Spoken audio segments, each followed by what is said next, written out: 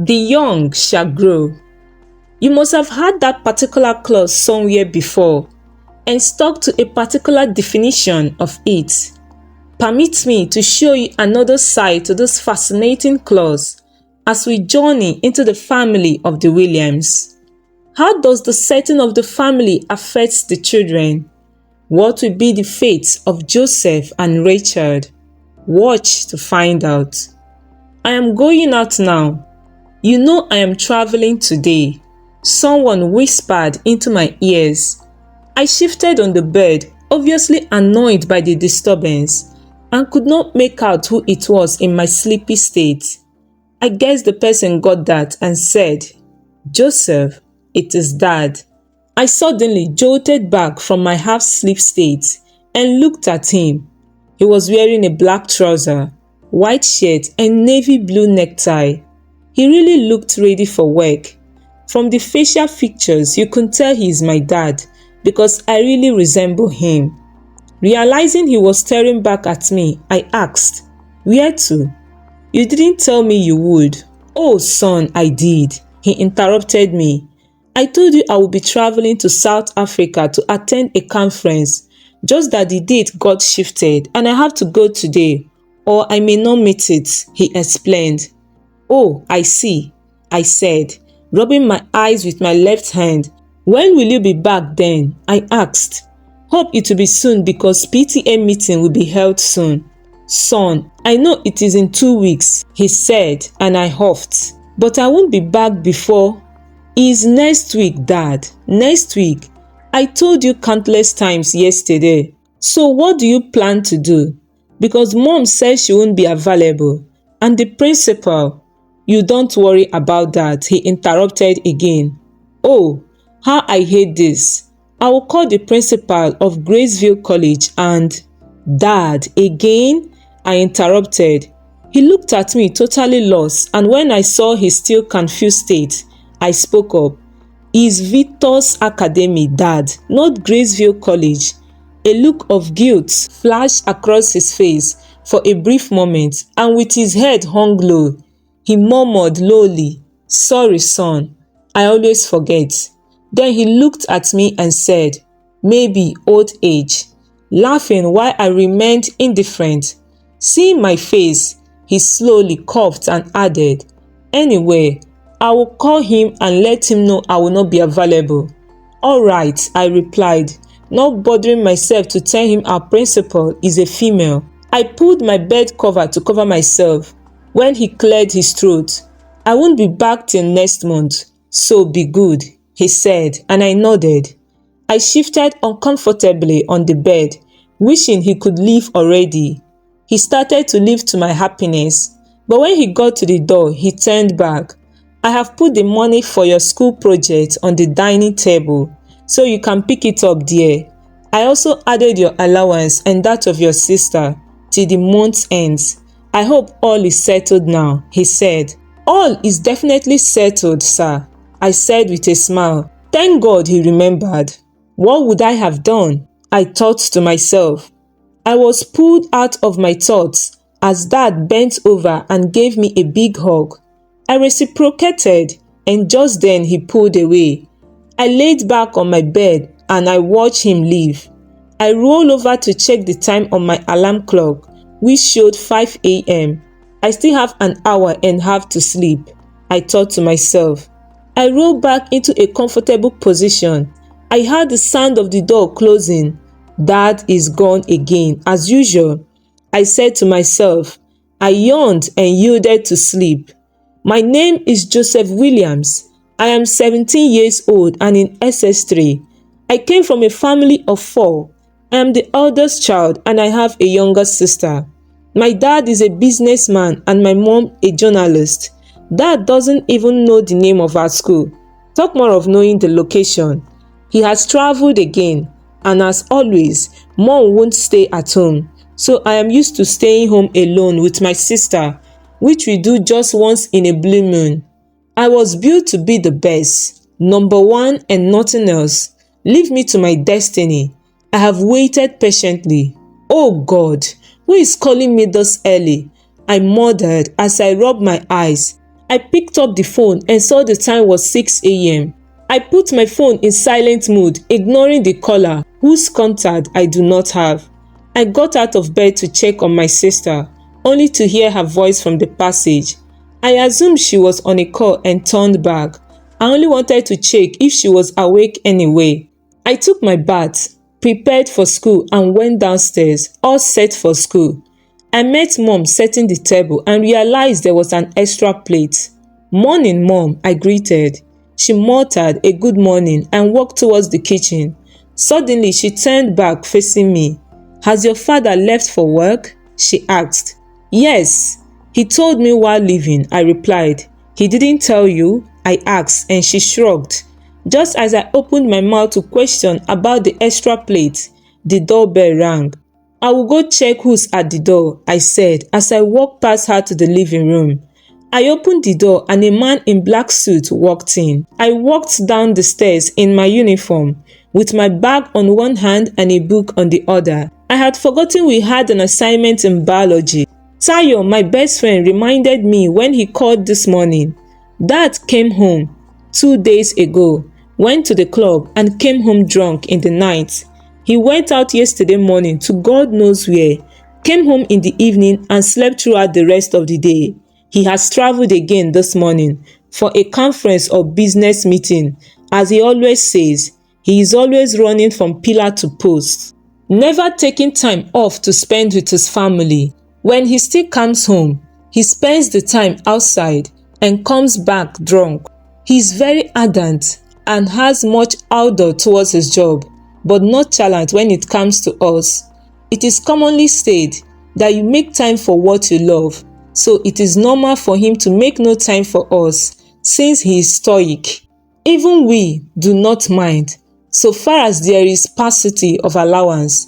I was pulled out of my reverie when I heard Joseph talking to Mom, who was entering the kitchen holding a plate and a cigarette on the other hand. "It is too early, Mom," I thought. Just then, the doorbell rang and Joseph went to check. My pen fell out from the book I was holding, so I dropped my bag and the book and traced the biro as it rolled away on the smooth tiles. As I bent down to pick my pen, I saw a pair of shoes before me. So I picked it up and came face to face with no other than the owner of Desmond & Co., my classmate's dad, Olawunmi Desmond, and my mom's concubine, Mr. Femi Desmond.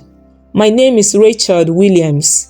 I am 15 years old and in excess 1. I took much more of my mom's facial features than theirs, unlike Joseph. I have a best friend, Omotayo Rutumi, who is a guy. Mr. Femi and his daughter are the two people who Joseph and I hate. Mr. Femi's daughter Wumi is a perfunctory girl, pugnacious and foolhardy dog. She is popular only amongst the guys and never devoted to one. She thinks only of number one and would feather her own nest even at the expense of others, just like her father. If her father had thought of her, he wouldn't cheat on her mother with our mom.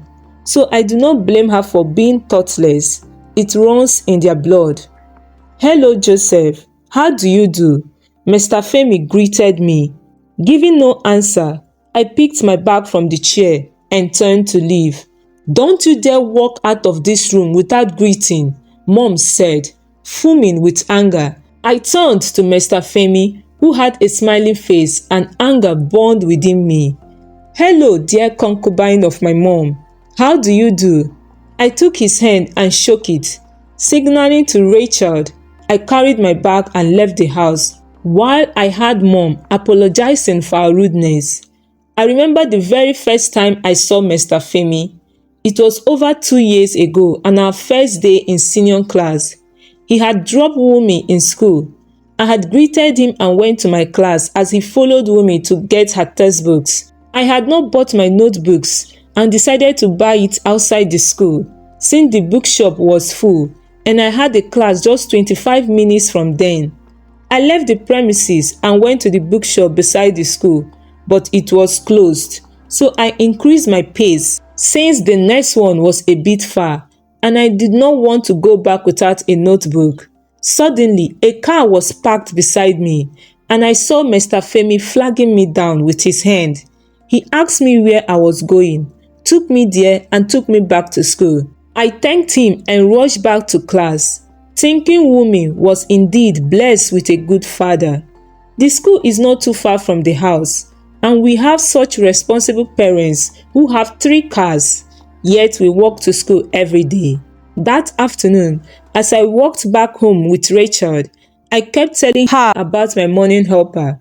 After I locked the gate, I started hearing muffled voices.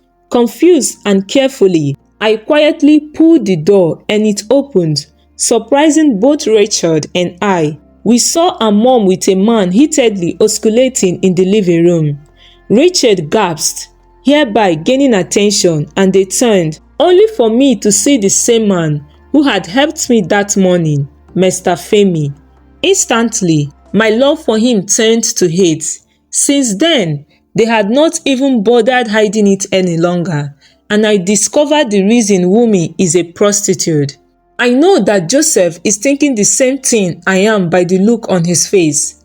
I doubt that Dad has no idea of Mom's infidelity, and his indifference means he also has an affair somewhere. Even though we have not seen him with another woman, we have seen his car in several places in the city when he claimed to be in another state or outside the country. If he was not stealing, then he must have been cheating.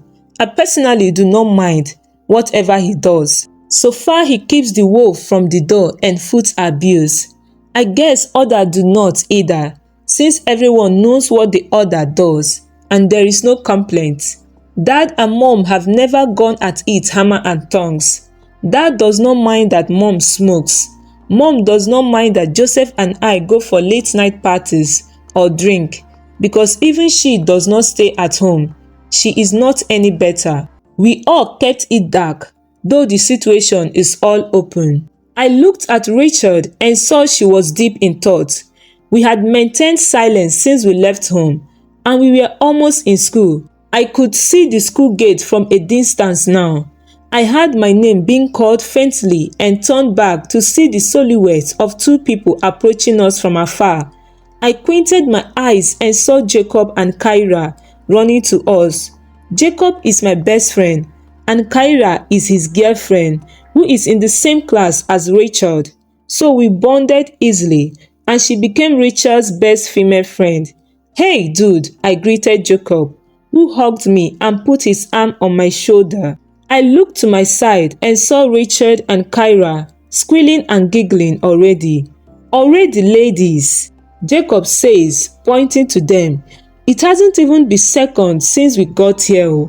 He got glares and fierce look from them and suddenly hugged me like his life depended on it, asking me to save him while they laughed. "So why are you guys in uniform and not in school?" I asked as we stopped walking, and I leaned on the nearby building. "We were in school, but Mrs. Collins called in sick, so there will be no test today. We only have 5 classes today, and they are all the boring ones, I tell you." I suggested we spend the day out, and Kyra agreed. "We were on our way to your house when we saw you two," Jacob said. "It's fine by me, but does Rachel not have an assignment to submit?" I asked, facing her. "Oh, it's cool. The deadline is tomorrow, so I am safe," she said, smiling. Then suddenly frowned. "Oops, I left my dress for tonight's party on the bed," she said, still frowning. "Worry not, baby girl. We can head home later to pick it up. Mom won't be home anyway," I said, eliciting a smile from her face. "Let's have a change of clothes in my house, since it's just around the corner. We can't go around in uniform," Kyra said, and we all nodded in agreement. The 4 of us have some pairs of clothes in one another's house because of days like today. "Come on, let's go," Jacob said, and we all turned in the other direction. In the society today, there are different people from different families with different backgrounds, having different experiences.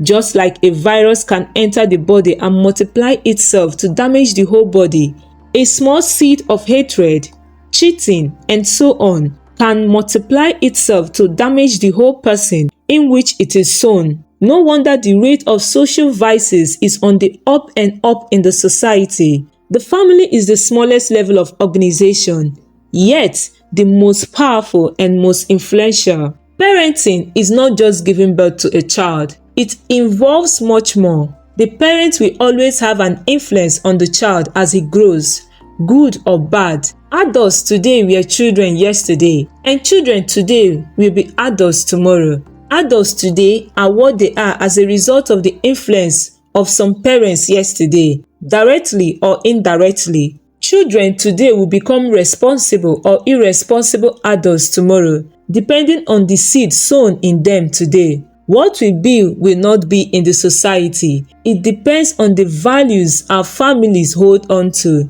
Remember, the young shall grow. Please like, comment, share, and subscribe to help the channel grow. Thank you.